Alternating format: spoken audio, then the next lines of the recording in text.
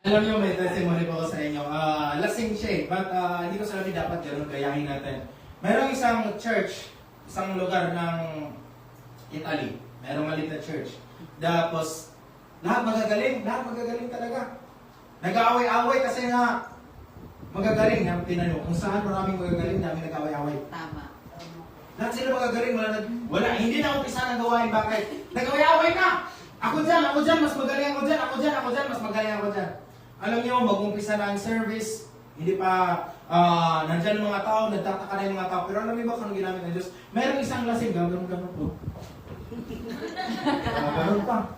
Papunta sa harapan, sabi ng security, papalabasin natin. Pero yung walang nakakilos na isa. Walang nakakilos. Yung lalaki, gano'n.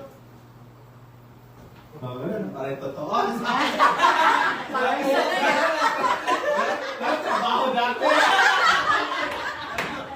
So, lasing siya.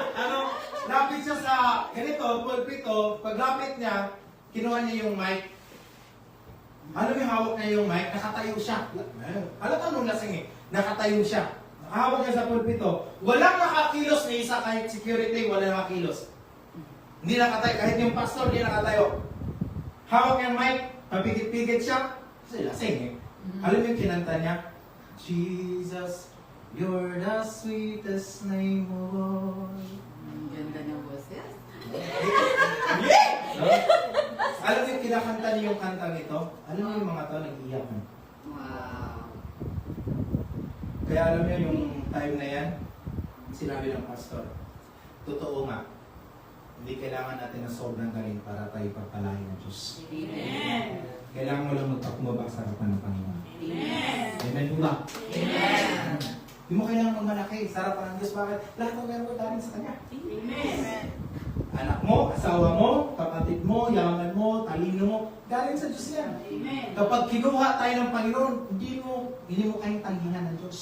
Amen. Pag kinalabit ka ng Panginoon ngayon, kinuha ka, wala kang magagawa. Amen. Kaya as long as humihinga ka, dapat pinupurihan at pinaglilingkuran mo. ang Yes! Diyos. Amen! Hindi ka tayo kasi. Okay. How we treat Sunday. Paano nga ba natin tratuhin ng isang linggo? This is another Sunday, but a new amazing Sunday. Sunday became special. Why? Not because of what we are, or what are the special events, tulad ngayon, but because of God. Nagiging special ang araw na ito dahil sa Diyos. Amen. Alam niyo kung sino yung pinupuntahan niyo dito? Si Lord! Hindi si Roma. Yes, Lord!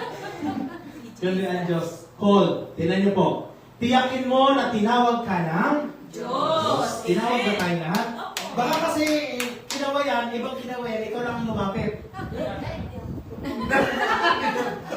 No? Tiyakin mo tinawag ka ng Diyos. Why? There's a reason. Sabi nito, dahil ang mga tinawag lang ng Diyos ang kayang tumagal sa gawain. Tama. Kung hindi ka tinawag ng Diyos, hindi ka magtatagal sa gawain. Amen. Tinitiyak ko yun sa inyo. Kung naglilingkod ka sa sarili mong galing, hindi ka magtatagal. Tama. Pero kung naglilingkod ka dahil sa biyaya ng Diyos, tinitiyak ko, aabot ang 100 taon, naglilingkod ka pa rin sa Panginoon. Amen. Alam, grabe naman 100 taon. Okay. So number 1, ayan na, number 1 na tayo. Salamat sa Panginoon. Okay. Introduction na ba? Introduction pa lang talaga. Ganun yung introduction. 1 Yes, hour.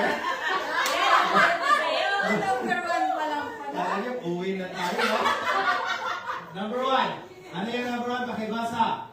Call All to serve and not to impress people. Oh, alam mo, may kakilala ko, brother, pakantayin mo ko. Bakit? Nandiyan yung crush ko. Kasi kanta ka. Alam mo, binigyan ko siya ng mic. Mic talaga. Baka pumiyo. Pero ano yung ginawa ko? Wireless yung binigay ko sa kanya, pero hindi ko sinaksak. Galit siya sa akin.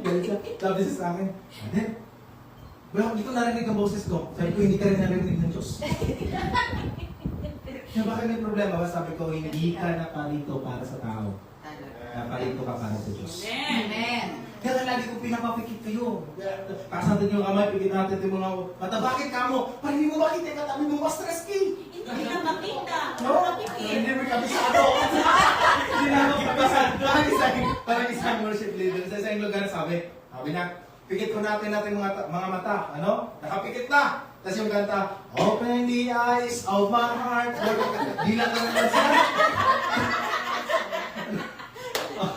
So, but we are called to serve and not to impress people. Serve with all your heart. Bakit? Mapapagod kung sarili mo ang gusto mong mapasalamatan. Alam niyo, minsan gusto din natin yung bang papurihan din tayo, no? Asarap din sa pakiramdam. Ay, salamat kay brother. Ganito. Asarap din sa pakiramdam. Pero alam niyo, it should be salamat sa Diyos na ginamit siya sa amin. Amen. No? Huwag niyo masyadong pasalamatan ng tao. Bakit? Ginamit lang sila ng Diyos. Amen. Amen. Amen. Mhm. Serve God and no one other but Him. Wala kang ibang paglilingkuran maliban si Lord. Alam mo yung kantang, di ko mo sasabi ng title. Sabi ni Matt Redman, kilala mo si Matt Redman? Yes.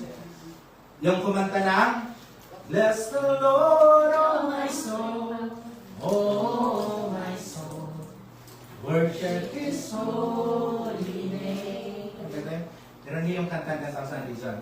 Isang araw, sinagyan siya ng kanyang pastor. Kasi alam, yung mga umaten na lang, yung mga members, umaten na lang kasi ang ganda ng tugtugan. And then may revelation ng Diyos sa kanya. Sabi niya, we should start worshiping the Lord without any instruments.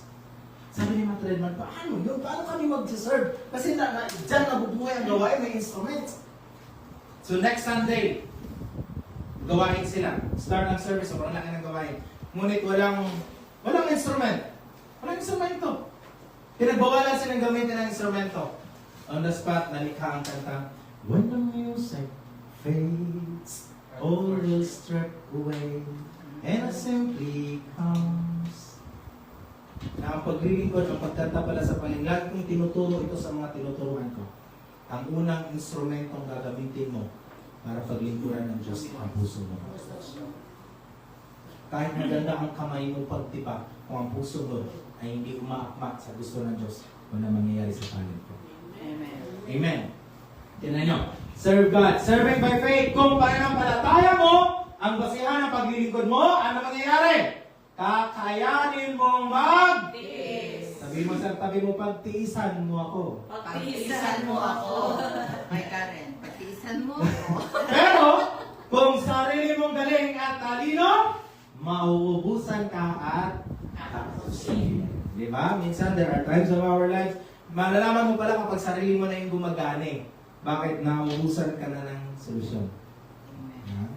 Bilisan natin, kung nagugutom na kayo. Sabi ng Colossians chapter 3, 23-24, pakibasa. Ano man ang inyong ginagawa, gawin ninyo ang buong puso para sa Panginoon kayo naglilingkod at hindi sa mga tao. Sapagkat si Kristo ang Panginoon ay naglilingkuran ninyo at alalahanin ninyo magpapalooban kayo ng Panginoon ng gantimpalang kailangan niya para sa inyo. Okay, makinig tayo. Marunong naman siguro sa mga tenses yung mga estudyante dito, ano? No? Mag-aaral tayo ng tenses, okay lang sa inyo? Yes. Ano yung mga tenses? Past, Past, present, at future. future. Okay. Ito, lalapit ako dito. Nakikita ko naman ang camera. Iyon. Ito, part na tayo. Itong inilaan. Itong inilaan. Anong klaseng tense yan? Yung tense? Naka-ready na yan eh. Inilaan, naka-ready na. Past tense. Naka-ready na. So, yung sabi past tense ito. Ano yung future tense? Ito.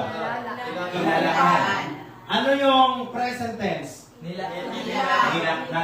Nilaan. Ano? So, the word inilaan is past tense.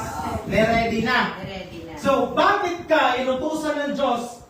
Ganito magbasa ng Bible. Inutusan ka ng Lord na gawin mo ang paglilingkod mo ng buong puso. Verse 23. Bakit? Ano ba nang yung ginagawa? Gawin ninyo ng buong puso. Puso. Ay, puso. Oh, puso.